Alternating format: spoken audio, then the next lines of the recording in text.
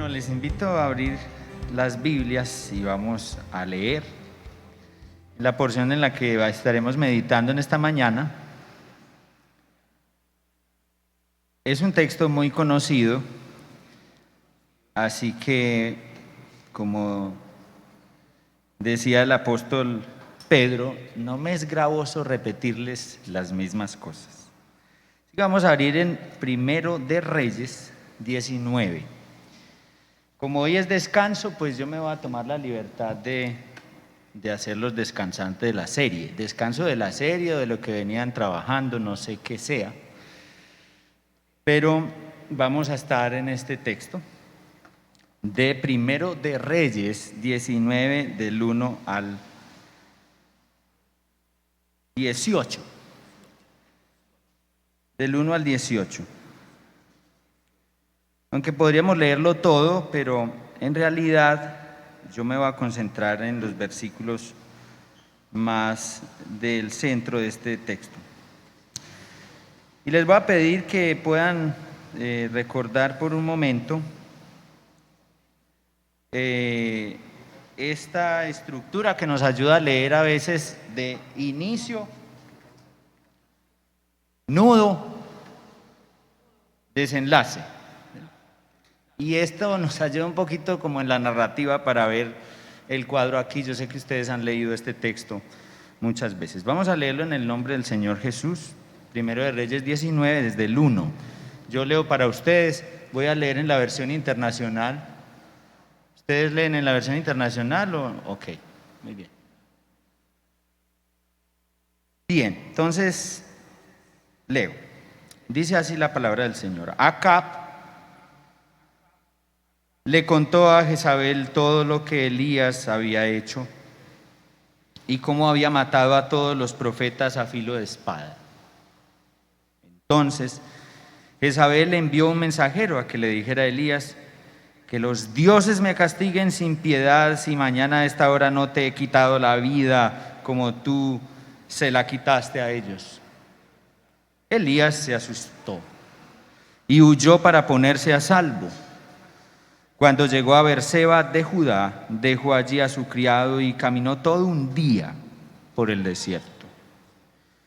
Llegó a donde había un arbusto y se sentó a su sombra con ganas de morirse. «Estoy harto, Señor», protestó.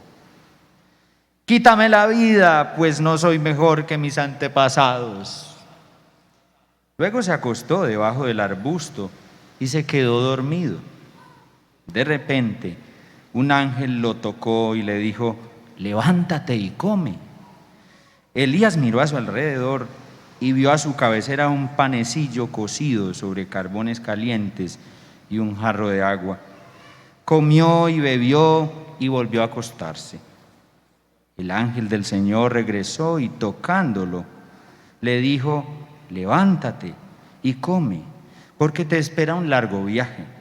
Elías se levantó y comió y bebió. Una vez fortalecido por aquella comida, viajó 40 días y 40 noches hasta que llegó a Horeb, el monte de Dios. Allí pasó la noche en una cueva. Más tarde la palabra del Señor vino a él. «¿Qué haces aquí, Elías?», le preguntó. «Me consume mi amor por ti, Señor Dios Todopoderoso», respondió él. «Los israelitas han rechazado tu pacto, han derribado tus altares y a tus profetas los han matado a filo de espada. Yo soy el único que ha quedado con vida y ahora quieren matarme a mí también». El Señor le ordenó: «Sal y preséntate ante mí en la montaña, porque estoy a punto de pasar por allí». Como heraldo del Señor vino un viento recio, tan violento que partió las montañas e hizo añicos las rocas. Pero el Señor no estaba en el viento. Al viento lo siguió un terremoto, pero el Señor tampoco estaba en el terremoto. Tras el terremoto vino un fuego, pero el Señor tampoco estaba en el fuego. Y después del fuego vino un suave murmullo. Cuando Elías lo oyó, se cubrió el rostro con el manto y saliendo se puso a la entrada de la cueva. Entonces oyó una voz que le dijo: ¿qué haces aquí, Elías? Él respondió: me consume mi amor por ti, Señor Dios Todopoderoso. Los israelitas han rechazado tu pacto, han derribado tus altares y a tus profetas los han matado a filo de espada. Yo soy el único que ha quedado con vida, y ahora quieren matarme a mí también. El Señor le dijo: regresa por el mismo camino y ve al desierto de Damasco. Cuando llegues allá, unge a Hazael como rey de Siria y a Jehú, hijo de Nipsi, como rey de Israel. Unge también a Eliseo, hijo de Safat, de Abel Mejolá, para que te suceda como profeta. Jehú dará muerte a cualquiera que escape de la espada de Hazael, y Eliseo dará muerte a cualquiera que escape de la espada de Jehú. Sin embargo, yo preservaré a 7,000 israelitas que no se han arrodillado ante Baal ni lo han besado. Esta es la palabra del Señor. Señor, te damos gracias por tu palabra. Y no nos es gravoso ni molesto para nada volver a leer estos textos, Señor, donde tú nos muestras tu propósito, nos hablas, nos confrontas. Y por eso te pedimos hoy que tú, como sembrador de tu palabra, de esta semilla preciosa de tu palabra, siembres esta semilla en nuestros corazones, que son un terreno duro, Señor, pero que el poder de la palabra tuya puede hacer que esta semilla sea sembrada, brote, crezca y dé fruto. Te lo pedimos en Cristo Jesús. Amén. Bien, nuestros miedos y nuestras reacciones llenas de pánico y temor son causadas muchas veces por amenazas reales, pero con presuposiciones falsas de parte nuestra. Escuchen bien eso: amenazas reales, pero presuposiciones falsas. Es decir, una amenaza puede ser real, pero la conclusión que yo saco frente a tal amenaza no necesariamente responde a la realidad.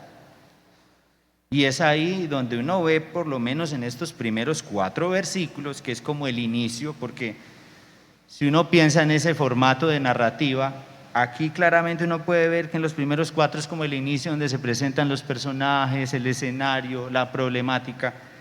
Luego hay un desarrollo del versículo 5 hacia adelante, como con un centro en esa parte donde el Señor se revela, que lo vamos a ver ahorita, y luego hay como una resolución, y los versículos que no leímos, 19 al 21, son como un nuevo escenario. Pero aquí, en esa reacción de esos primeros 4 versículos, vemos a un Elías reaccionando de manera inesperada, porque estamos hablando del profeta del Señor. Si uno lee los capítulos atrás, se da cuenta que pues se ha burlado de los profetas de Baal, descendió fuego del cielo. Este es un profeta de fuego y de poder, pero ahora lo vemos con una reacción muy extraña. Elías, sí, claro, amenazado de muerte. Esto es una amenaza real, pero su conclusión no era real. Es decir, aquí es donde está la línea delgada entre la amenaza real y nuestras presuposiciones falsas. No sé si ustedes a estas alturas, apenas comenzando, podrían sospechar ya cuál es una de las presuposiciones falsas que tiene Elías. Si alguien puede decirlo. Claro, lo leímos en 2 ocasiones muy claras que tiene el texto, diciéndole él al Señor: es que, Señor, yo soy el único. Esa es una, ¿no? La amenaza de me van a matar, yo soy el único. No, qué angustia, ¿cierto? Y evidentemente el texto lo muestra como que no es el único. Casi que lo deja en ridículo cuando dice que tiene 7,000 más. Y creo que la peor presuposición que tiene Elías ante la amenaza de que lo van a matar es que como que sacó a Dios de la ecuación. Ok, pueden decir muchos que lo van a matar, pero ¿y qué dice Dios? ¿Dios va a permitir eso o no? Y parece que ahora se le olvida todo su bagaje profético y todo su poder y entra en otra situación. Bueno, para nosotros quizás los miedos nuestros hoy tienen nombre propio: pandemia, virus, confinamiento, descomposición social, como siempre la hemos visto, escasez, protestas. Tienen nombre propio y son amenazas reales. El problema es cómo reaccionamos nosotros ante esas amenazas reales. En el caso de Elías, huye, se va lo más lejos que puede, en fin. Así que, hermanos, dicho esto, quiero decirles de qué voy a hablar hoy, que obviamente está basado en este texto. Y nuestro tema de hoy, mis hermanos, es porque yo creo que Dios viene a intervenir a un Elías que está deprimido, que está desanimado. Y muchos de nosotros, yo el primero, yo no los conozco mucho a ustedes y tengo esa ventaja, que puedo decir lo que quiera aquí, porque yo no los conozco. Pero en el caso mío, yo creo que yo no estaría tan dispuesto a aceptar ciertos desánimos y ciertas depresiones, y menos con la figura que es uno, ¿cierto? Menos si es el pastor. Así que creo que Dios interviene en Elías para sacarlo, y aquí va el tema, de la depresión a la misión. De la depresión a la misión. ¿Cómo interviene Dios para sacar a Elías de la depresión a que regrese a la misión? Porque finalmente lo que está en riesgo aquí, aunque puede ser que Elías también en alguna manera, es la misión de Dios. Con el profeta de Dios deprimido, pues la misión, ¿qué de la misión? Entonces el Señor tiene que venir a intervenir en la vida de Elías y sacarlo de la depresión para llevarlo a la misión. Pero ¿saben qué? Eso es lo que Dios continuamente, como pastor que es, está haciendo con nosotros. Sacarnos de nuestros desánimos y de nuestra depresión para que la misión continúe, para que la misión siga, porque resulta que la misión no es solo nuestra, la misión es de Él, es la misión de Dios. Así que vamos a ver tres cositas sencillas de cómo Dios viene a intervenir en la vida de Elías para llevarlo de la depresión a la misión. Y son estas tres. La primera es que Dios le da aliento en el desierto. Anote eso en su mente. Dios viene a darle aliento en el desierto. En segundo lugar, el Señor viene a darle una revelación para su situación. Es una revelación de Él, ¿no? de quién es Dios. Una revelación de quién es Él para esa situación que tiene. Y en tercer lugar, le da instrucción para la misión. A ver si lo podemos repetir y nos podemos tener en cuenta esas tres partes. ¿Cómo interviene Dios en Elías para sacarlo de su depresión y llevarlo nuevamente a la misión? Primero, aliento en el desierto. 2, revelación para su situación. Y 3, instrucción para la misión. Vamos a ver la primera parte entonces.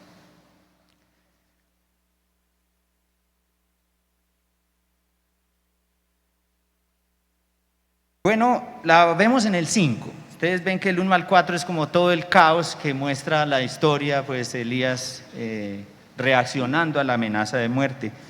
Pero el 5 es muy curioso, pues también, antes del 5 ver el 3, porque el 3 nos dice que se fue hasta Beerseba de Judá. O sea, uno tiene que entender que Elías estaba, según el versículo 45 del capítulo 18, en Jezreel. Si uno ve el mapa, Jezreel está por aquí y Beerseba está por aquí abajo, a bastantes kilómetros, muy lejos, a semanas, algunos consideran que fueron meses de camino.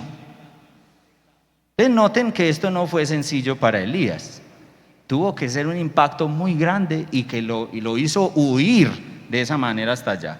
Entonces el 5, habiendo recorrido toda esa distancia y habiendo dicho que está harto, y es que es muy curioso porque él dice que va a huir pues de la muerte, pero le sugiere al Señor: Señor, ¿sabe qué? Máteme. Entonces, a ver, este es un Elías que está huyendo de la muerte, pero en algún momento, y miren que está pasando todos los límites, no está considerando para nada la soberanía del Señor ni nada de eso. Es más, le está sugiriendo: Señor, yo creo que tú deberías matarme. Y todas esas cuestiones en el 5 es que vemos esto del aliento en el desierto. Luego se acostó debajo de un arbusto, se quedó dormido. Y les digo una cosa, por lo menos yo, si yo hubiera sido Dios, el Dios de este profeta, yo no llego a darle comida, porque es que el 5 viene aquí diciendo: de repente un ángel le tocó y le dijo: levántate y come. No, bueno, de pronto la levantada con una cachetada, de pronto, sí, pero levántate y come, ¿qué es eso? O sea, si a uno le sorprende la reacción de Elías, el profeta poderoso de fuego, huyendo, deseando la muerte, diciendo que está harto, nos debe sorprender aún más que Dios venga a contemplarlo. Mijito, levántate y coma. No puede ser, Señor. Este pasaje es de locos. ¿Cómo es posible que el profeta huyendo y ahora Dios le da comida para que siga su recorrido? Porque sigue huyendo. Elías miró alrededor, dice el verso 6, y vio a su cabecera un panecillo cocido sobre carbones calientes, un jarro de agua, comió y bebió y volvió a acostarse, el colmo. Se volvió a dormir. Y yo esperaría que ahí sí llegue Dios pues con una correíta al menos, con algo pues que le haga presión. Pero vuelve el ángel y vuelve y le da comida. Ya uno está que no sabe cómo leer esta historia. El ángel del Señor, verso 7, regresó tocándolo, le dijo: levanta y come porque te espera un largo viaje. Ese largo viaje uno no sabe cómo entenderlo, porque o es que el Señor sabe que todavía va a seguir huyendo y entonces lo anima más, porque va a llegar hasta Oreb, que es mucho más abajo en el mapa. O es que el Señor ya está entendiendo que lo va orientando hacia la misión, o ambas cosas. El caso es que lo que a mí me sorprende es que no lo regaña, es que le da comida, y 2 veces. Y aquí déjenme decir esto: comer y descansar es muy espiritual. Comer y descansar es muy espiritual, bastante, y sobre todo cuando nosotros estamos con presiones de la vida que nos hacen sacar hasta a Dios de la ecuación.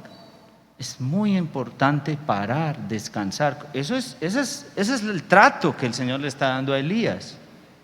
Coma, descanse.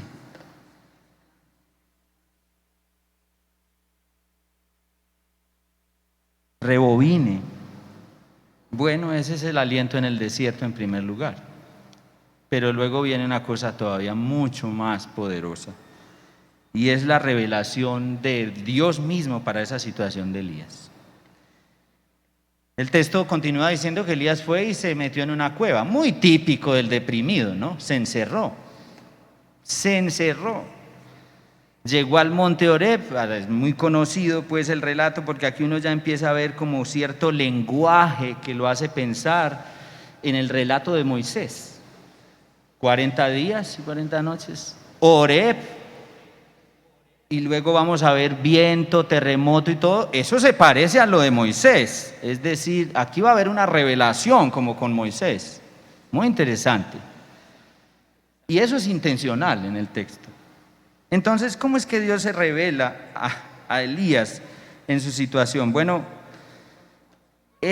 estos versículos del 19 al 14 están como en un paralelismo muy, muy impresionante, porque se repite, ustedes ven que se repite. ¿Qué se repite aquí? Muy bien, ¿qué más se repite? ¿Quién me dice? La pregunta. ¿Cuál es la pregunta? ¿Qué haces aquí, Elías? Si ustedes notan, eso está en el versículo 9 al final y se repite en el 13 al final. ¿Qué haces aquí, Elías? Pero no solo la pregunta, se repite también la respuesta de Elías. Es igual, versículo 10, me consume mi amor por ti, y responde. En el versículo 14, me consume mi amor por ti, y Elías responde. Entonces, pregunta, respuesta, pregunta, respuesta. ¿Qué hay en la mitad de esas dos cosas? En la mitad de esas dos cosas está la manifestación de Dios a Elías, que le dice Dios a Elías: sal, preséntate que voy a aparecerme. Entonces, no estaba en qué, en el viento, no estaba en el terremoto y no estaba en el fuego. Esas tres cosas nos indican dos situaciones. Una, que eso se parece al momento ya conocido en la historia de cuando Dios se reveló con Moisés. Pero también esas tres cosas eran la forma en que los pueblos paganos decían que se manifestaban sus dioses: en el viento, en el terremoto y en el fuego. Ahora, es muy interesante que Dios hace que eso suceda, pero Él no está en ninguna de esas tres cosas. Eso es un golpe muy duro para el propio Elías, porque si vamos a definir a Elías, Elías era un profeta de fuego, de terremoto, de viento fuerte, era de fuerza, pero Dios se manifiesta en el suave murmullo, como lo dice otra versión, en el silbo apacible. Otra versión lo dice: voz de silencio fino.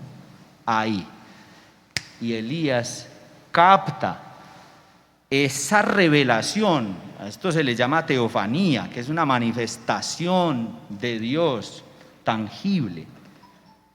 Pero lo curioso es que tiene toda la intención de mostrarse Dios a Elías no como en la fuerza, sino como que en la debilidad. Muy apropiado para la situación de Elías. Entonces,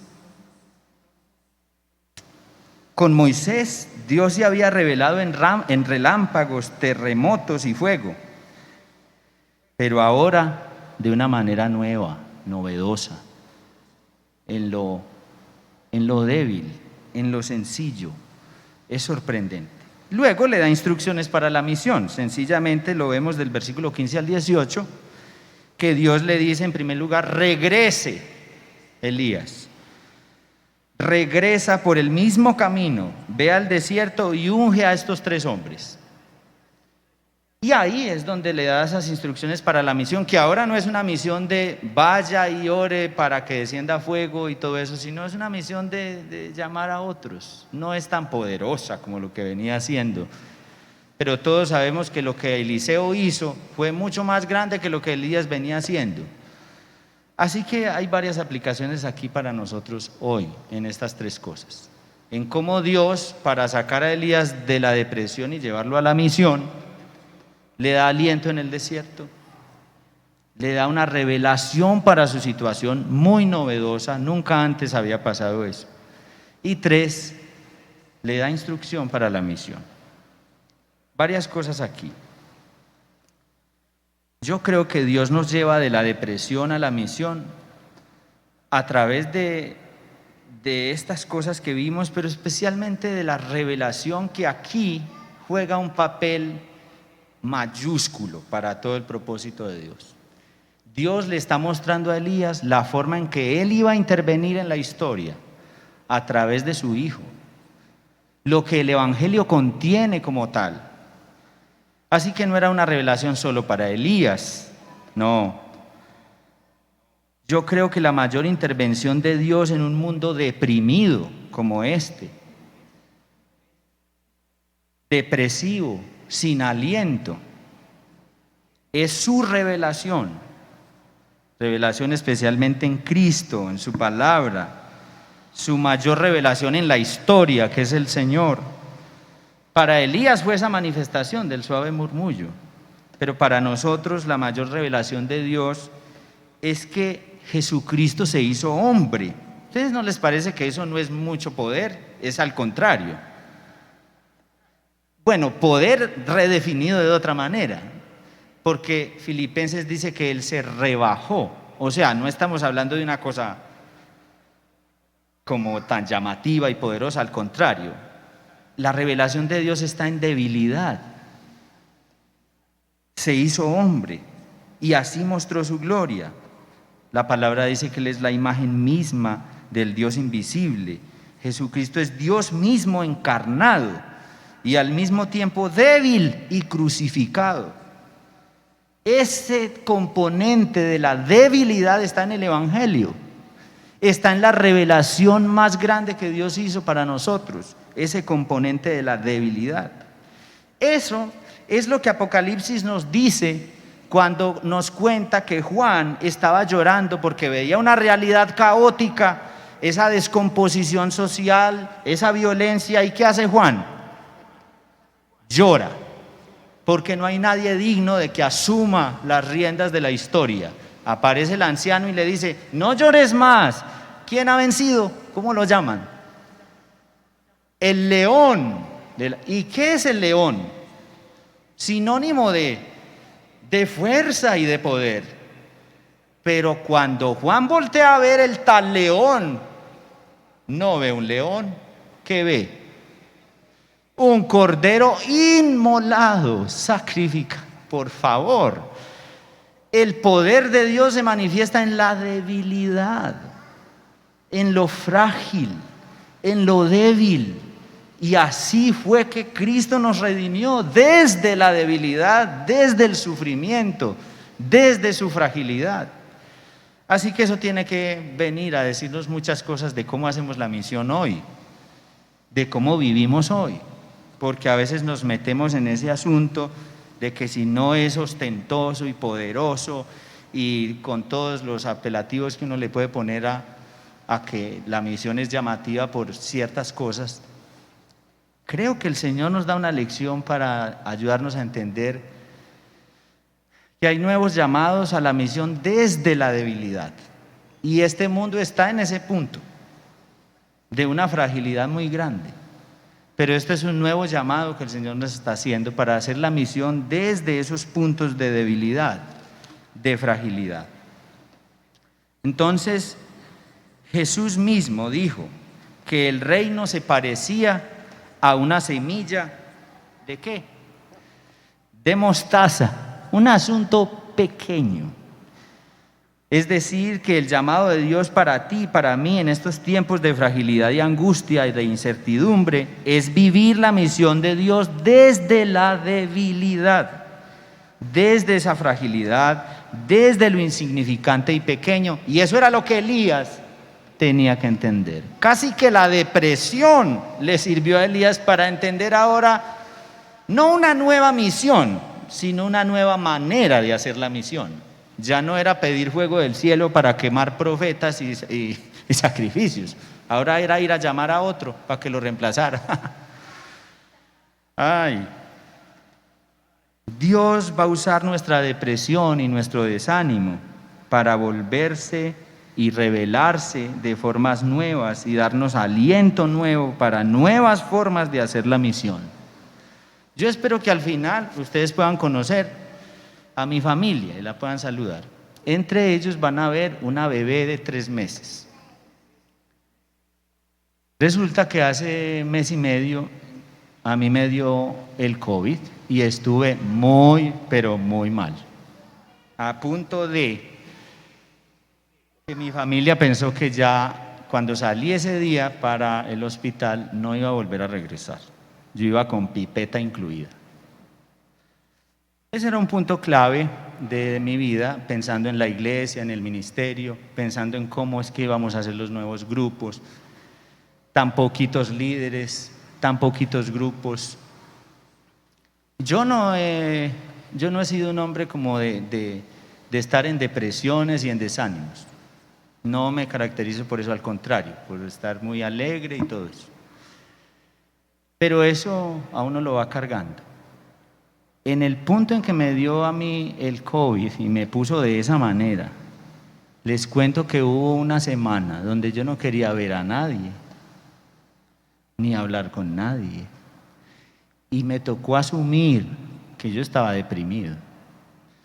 Posiblemente por efectos del COVID, pero por otras cosas que se acumularon ahí también de la iglesia, etc. Qué momento tan frágil y tan débil, donde yo hacía muchas preguntas al Señor. No le sugerí que me llevara y que me matara como Elías, no llegué a ese punto, pero casi. Pero fue muy interesante tener que reconocer, como nunca lo había hecho, que yo estaba deprimido. Y entre las respuestas que el Señor me dio, porque les puedo contar muchas, una de las preguntas que yo hacía era: Señor, ¿y ahora qué entonces? O sea, yo creí que tenía buena salud, Señor. Todos los de mi casa les dio y pasaron bien. El único que se agravó fui yo. Les preguntas como esta: Señor, pero yo que te sirvo, yo que soy el que volteo aquí, entonces yo soy el que me agravo. No, cosas como esas. Y no les cuento más para no asustarlos. Una de las cosas que el Señor me hizo entender, preguntando por ejemplo lo de la misión, ahora cómo iban a ser los grupos, ahora qué, si no, un mes sin poder intervenir en la iglesia. Señor, esto se va a caer, yo soy el único. Empecé a recordar a Elías, como que mi respuesta me parecía un poco. Y una de las cosas que me dijo el Señor: mira, yo te estoy llamando a una nueva manera de hacer la misión. Y una de las nuevas maneras, porque hay muchas, es que yo te di una bebé. Ay, Señor, ¿verdad? Tenemos un hijo de 12 años. A los 12 años de haber tenido a Miguel Ángel, nos dio esta bebé. Y el Señor me enseñaba: mira, una de las nuevas formas en que vas a hacer la misión es cuidar esa bebé. Yo: Señor, pero los grupos y las cosas que tengo, no, eso también, pero la bebé es parte de la nueva forma de hacer misión. No puede ser que en una cosa como esa sea un llamado también del Señor a hacer la misión. Y ahí cabe la pregunta: si las familias nuestras son parte de esa misión que consideramos nosotros que el Señor nos ha llamado a esa misión, o hemos descuidado la familia porque no es tan rimbombante, como que no es tan espectacular. Es mucho mejor para mí dar clases en el seminario, predicar, que me inviten a Copacabana, cuidar una bebé. Eso como que no es tan espectacular. El Señor nos llama a nuevas misiones, no a nuevas misiones, a nuevas maneras de hacer la misión. Y para mí fue una lección muy grande. Y el Señor me dio aliento en el desierto. Y el Señor me dio una nueva iluminación a través de su palabra para entender las nuevas formas de la misión. Y creo que me dio nuevas instrucciones para la misión. Pero creo que yo me identifico mucho con Elías, con ese evento que me sucedió hace poco. Esa es la gracia de estar con Dios.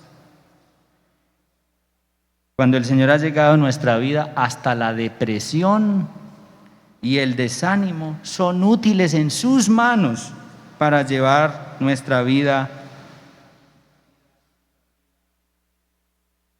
a la misión y llenar nuestra vida de su propósito y su poder. Quiero decir algo más al final aquí, y es que Dios no solo es el rey que gobierna toda la tierra, lo cual nos gusta señalar mucho.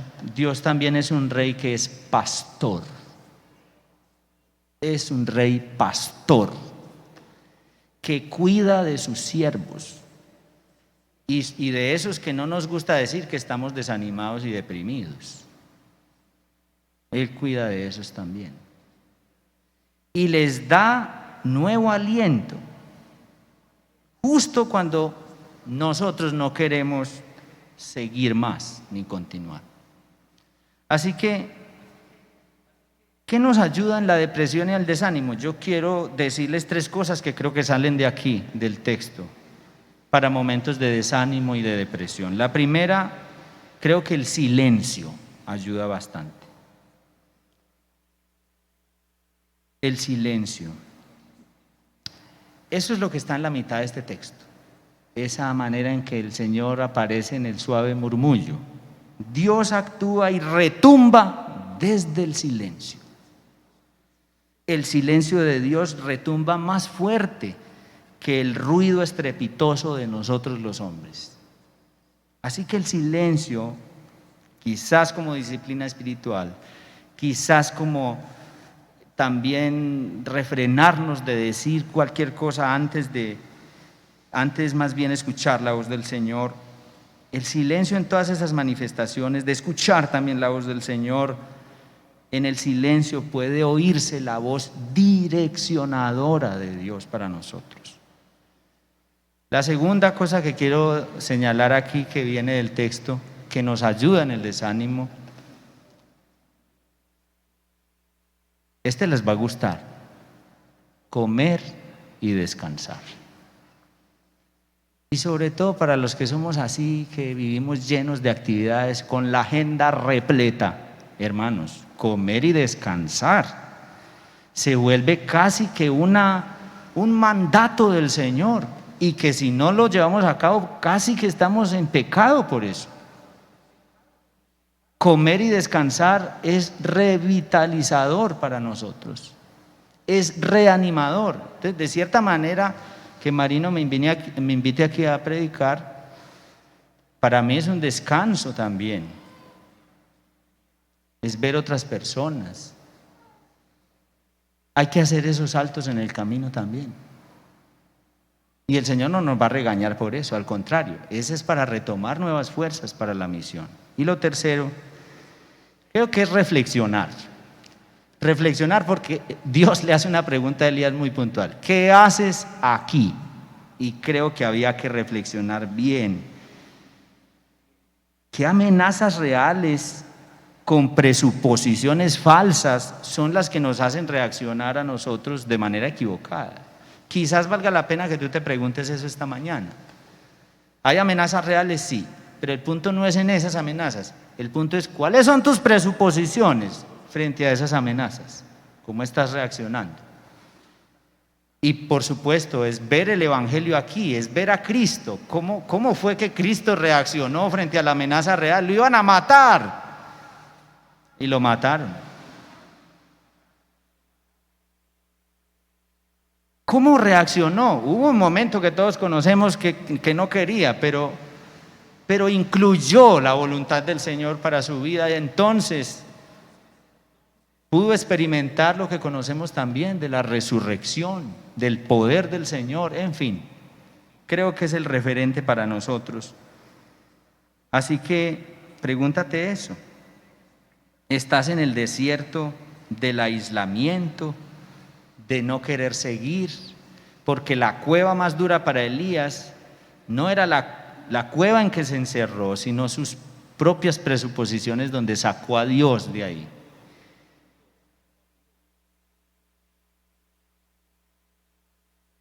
Así que cierra tus ojos mientras yo oro y digo algunas cosas aquí para guiarnos. Quiero que te quedes con esta frase hoy: es cuando estamos sin aliento, Dios sale a nuestro encuentro. Cuando estamos sin aliento, Dios sale a nuestro encuentro, y ha venido en nuestro encuentro a través de Jesús, que se encarnó como hombre, es decir, en debilidad para nosotros, para mostrarnos que lo débil de Dios es más fuerte que los hombres. Esa es la revelación más grande que Dios le dio a Elías, porque ahí está la forma en que Dios iba a actuar en el futuro. Así que, hermanos,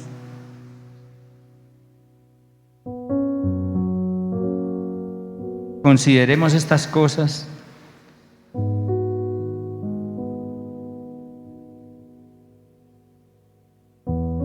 y reconozcamos al Señor como pastor que nos cuida. Señor, a veces no queremos admitir ni reconocer